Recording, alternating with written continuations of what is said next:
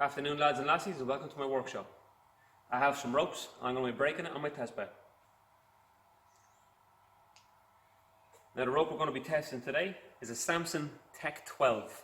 This is a 6mm size, which Sampson have a minimum recommended breaking strain of 3,600 kilograms. We're going to be testing it. We're going to have different splices, different types of splices, and different knots. We're going to test them back to back, and we're going to see what the reduction in strength over the minimum breaking strain is on all of these, and how the rope fares out over the different types of knots. So to start, we have a standard Brummel splice with a tapered tail, which is what Sampson recommend for splicing the line. Next, we're going to go to a standard Brummel lock, but no taper on the tail that's buried. So it's the flat edge. After that, we're going to go to just a buried splice. So this is just straight through, tail's buried and tapered, so there's no lock in this. Then we have a whoopee sling. So it's an adjustable whoopee sling, or also known as adjustable stinger in some places. Then we're going to go into our knots. Now there's a range of different knots here.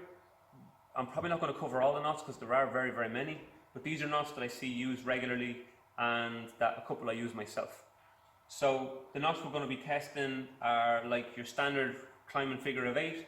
We're going to be testing the alpine butterfly.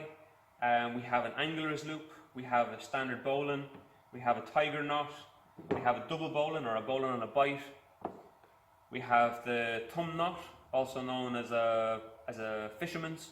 These are used for like lanyards and cow's tails. And then this is like a fishing knot. I'm not too sure exactly what it's really called, but I call it a cron knot because a friend of mine, Dave Cronley, showed it to me. At the end of all these knots, we have our standard Brummel splice with a tapered tail that is recommended from Sampson, and we're going to see how it fares out against it. After that, if there is any knots or any other ideas that you want me to test, comment below and I'll see if I can get to them.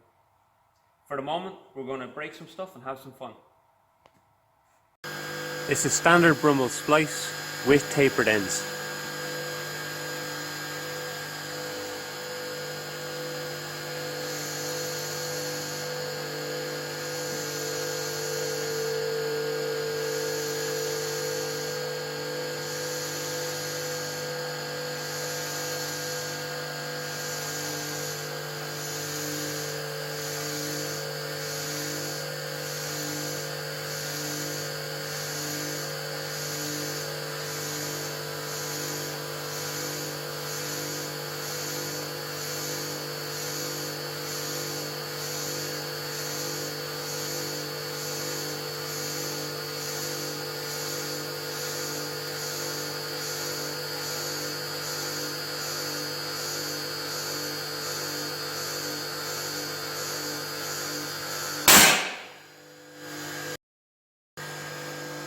This is our standard Brummel with a non-tapered berry, so straight edge berry.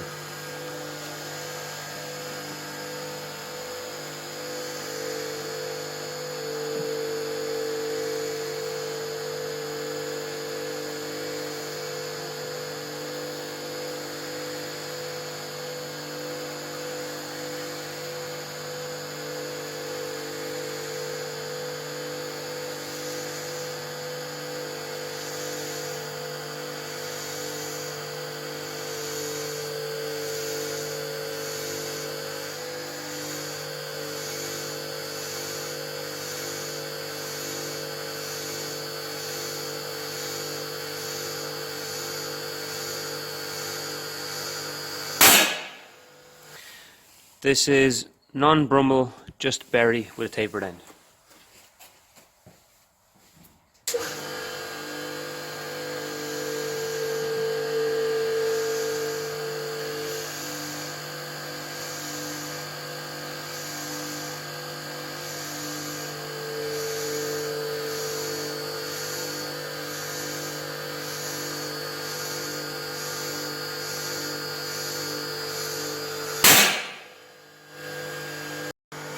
This is adjustable whoopee sling or adjustable stinger, depending on what you want to call it.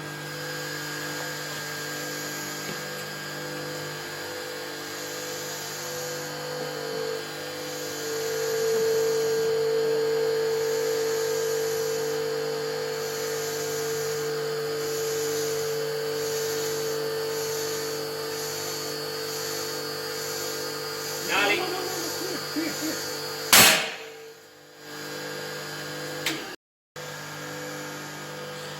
This is double bowling or bowling on a bite.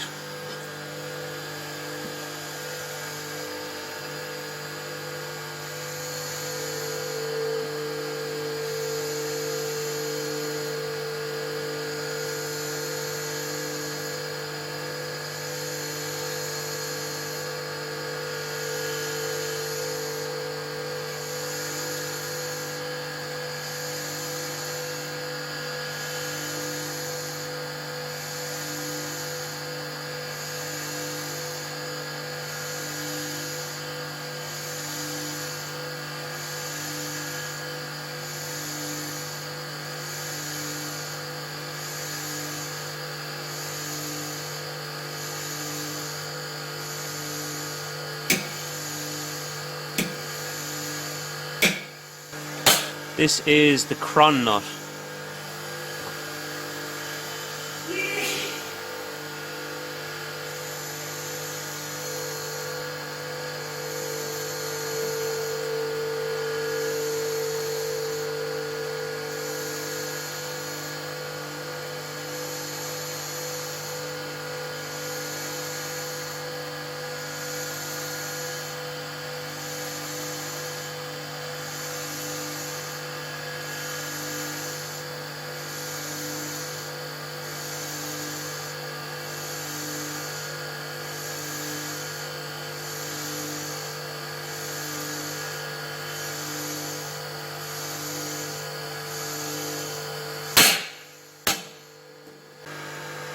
This is a figure 8 knot.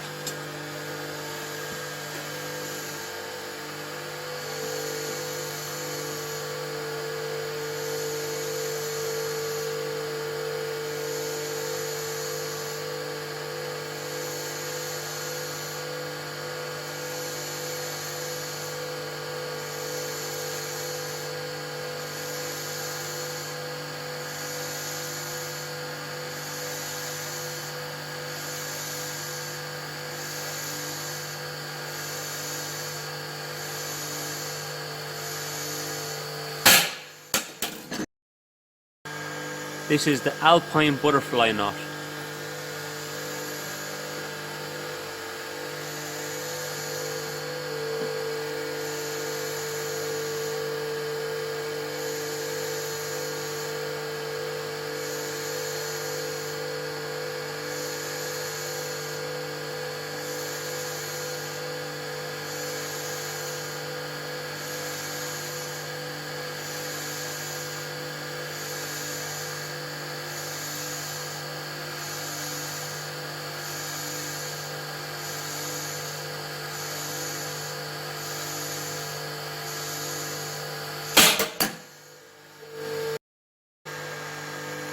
This is the tiger knot.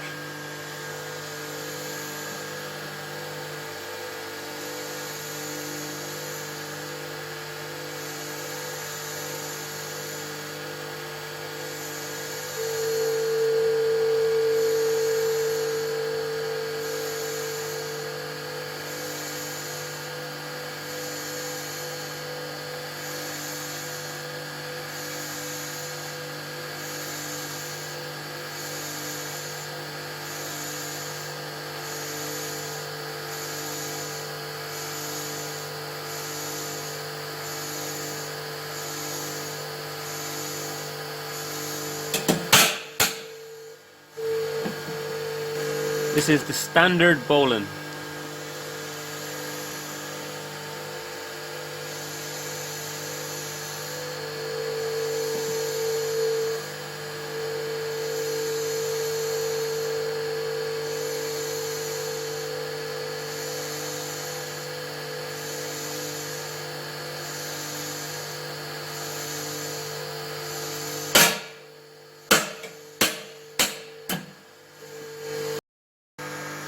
This is the angler's loop knot.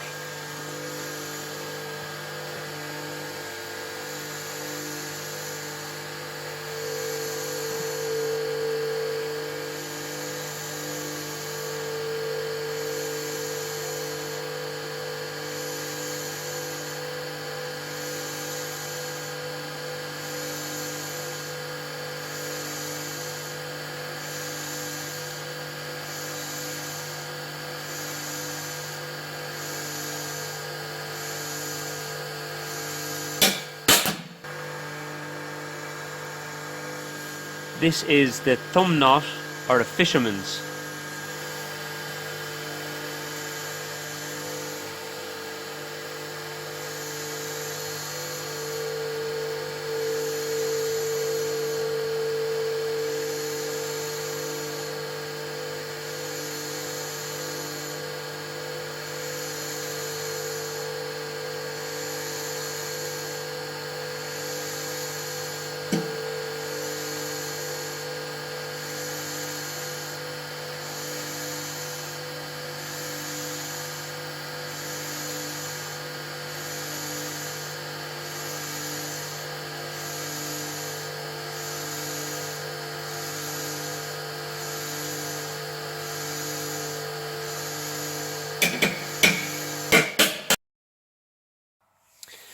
This is the wraps and half hitches.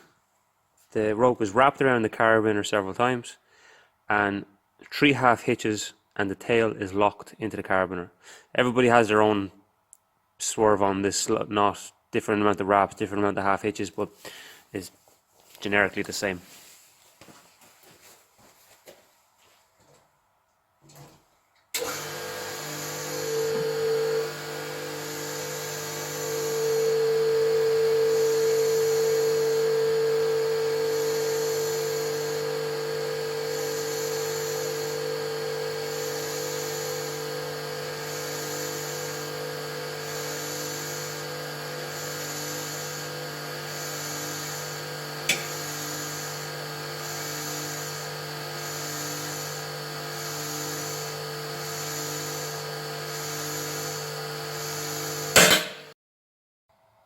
So the tests are done.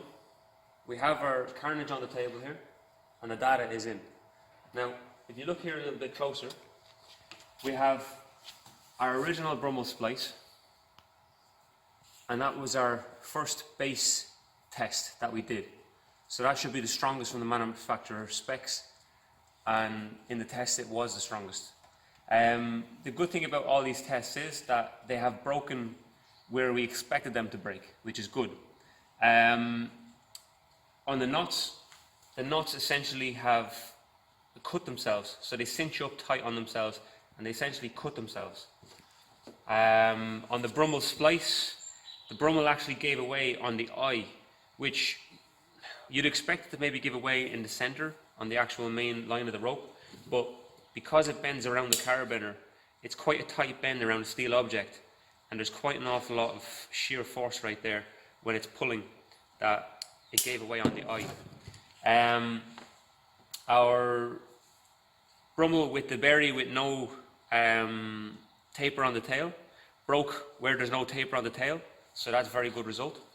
And then the whoopee sling broke where the tail of the whoopee, the tail of the adjustable part, comes out through the side of the 12 strands. So that's obviously the weak link there, because it's splitting the 12 strands. And every nut basically cinched up so tight that it cut itself clean in a lot of cases. The data is over here on the desk. We have it written up on the board. Now, before I go through the data, all of this is done on 6mm Tech12 from Sampson ropes. It's all been done on the same roll, it's all from the same batch, and it's all been done and spliced and knotted at the exact same time, ready for the bed. So there's no old pieces or anything else.